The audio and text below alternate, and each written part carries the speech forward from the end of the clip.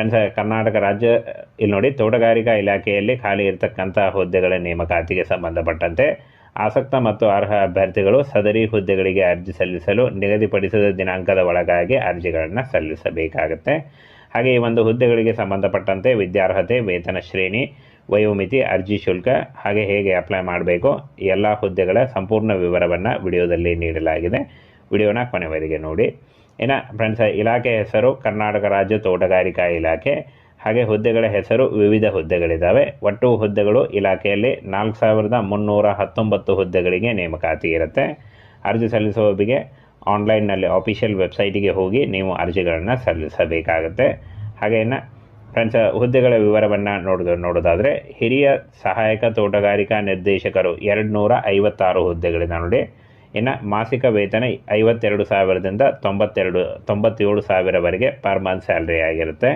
ಶೈಕ್ಷಣಿಕ ವಿದ್ಯಾರ್ಹತೆಯನ್ನು ನೋಡೋದಾದರೆ ತೋಟಗಾರಿಕಾ ವಿಷಯದಲ್ಲಿ BSc ಅಥವಾ ಪದವಿ ಪಡೆದಿದ್ದರೆ ನೀವು ಅರ್ಜಿಗಳನ್ನು ಸಲ್ಲಿಸಬಹುದು, ಅಥವಾ ಸ್ನಾತಕೋತ್ತರ ಪದವಿಯನ್ನು ಹೊಂದಿದ್ದರೂ ಕೂಡ ನೀವು ಅರ್ಜಿಗಳನ್ನು ಸಲ್ಲಿಸಬಹುದಾಗಿರುತ್ತೆ.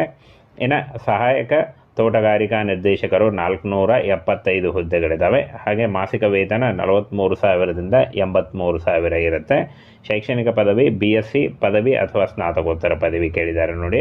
ಹಾಗೆ ಇನ್ನು ಸಹಾಯಕ ತೋಟಗಾರಿಕಾ ಅಧಿಕಾರಿ 1,136 ಹುದ್ದೆಗಳಿದ್ದಾವೆ.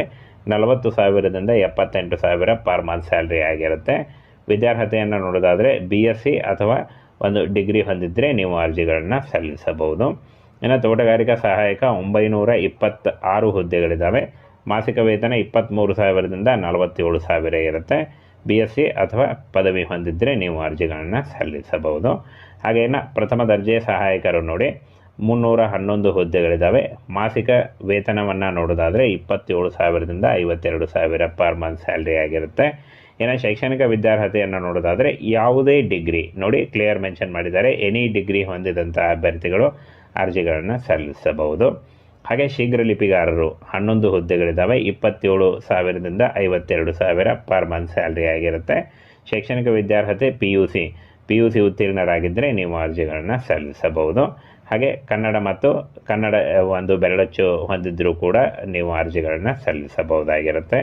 ಹಾಗೆ ದ್ವಿತೀಯ ದರ್ಜೆ ಸಹಾಯಕರು ನೋಡೋದಾದರೆ ಇಲ್ಲಿ ನೋಡಿ 271 ಹುದ್ದೆಗಳಿದ್ದಾವೆ. ಹಾಗೆ ಮಾಸಿಕ ವೇತನ 21,000ದಿಂದ 42,000 ಇರುತ್ತೆ.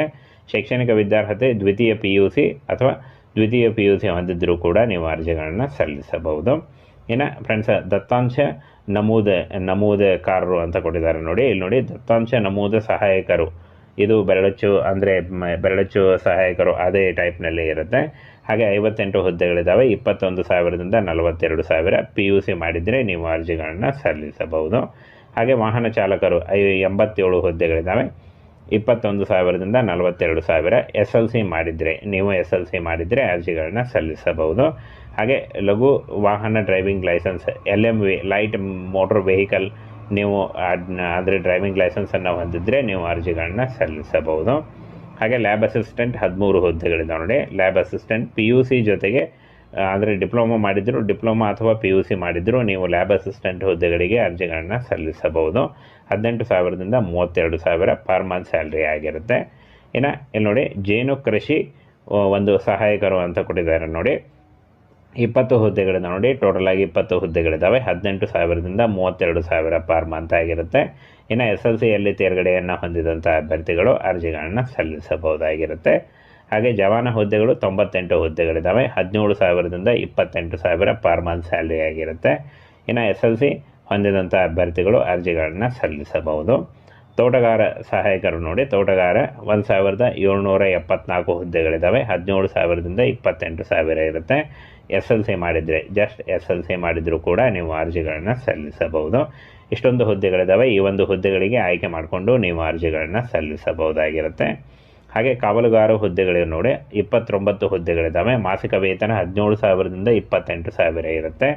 ಇನ್ನು ಶೈಕ್ಷಣಿಕ ವಿದ್ಯಾರ್ಹತೆ SSLC ಆಗಿದ್ದರೆ ನೀವು ಕಾವಲುಗಾರ ಹುದ್ದೆಗಳಿಗೆ ಅರ್ಜಿಗಳನ್ನು ಸಲ್ಲಿಸಬಹುದು.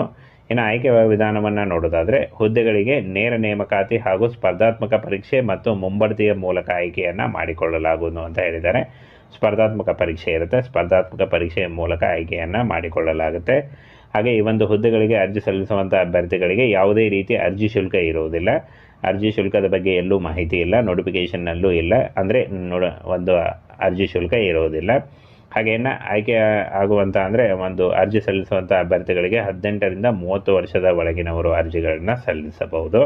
ಹಾಗೆ OBC ಮತ್ತು ಜನರಲ್ ಅಭ್ಯರ್ಥಿಗಳಿಗೆ 3 ವರ್ಷದ ವಯೋಮಿತಿ ಸಡಿಲಿಕೆ ಇದ್ದರೆ, SC/ST ಅಭ್ಯರ್ಥಿಗಳಿಗೆ 5 ವರ್ಷಗಳ ಒಂದು ವಯೋಮಿತಿ ಸಡಿಲಿಕೆ ಕೂಡ ಇರುತ್ತೆ.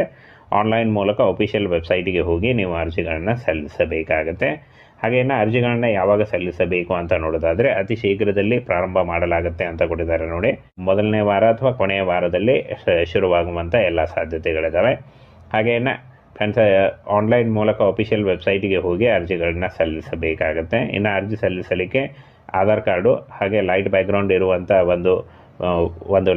ಒಂದು ಪಾಸ್ಪೋರ್ಟ್ ಸೈಜ್ ಫೋಟೋ ಬೇಕಾಗುತ್ತೆ. ಆದಾಯ ಮತ್ತು ಜಾತಿ ಪ್ರಮಾಣ ಪತ್ರ ಬೇಕಾಗುತ್ತೆ. ಇಷ್ಟನ್ನು ತೆಗೆದುಕೊಂಡು ಮತ್ತೆ ನಿಮ್ಮ ಸ್ಕೂಲ್ ಸರ್ಟಿಫಿಕೇಟ್ಸು SLC ಅಥವಾ 8ನೇ ತರಗತಿಯ ಸ್ಕೂಲ್ ಸರ್ಟಿಫಿಕೇಟ್ ಬೇಕಾಗುತ್ತೆ. ಇಷ್ಟನ್ನು ತೆಗೆದುಕೊಂಡು ನೀವು ನೇರವಾಗಿ ಅರ್ಜಿಗಳನ್ನ ಸಲ್ಲಿಸಬಹುದಾಗಿರುತ್ತೆ.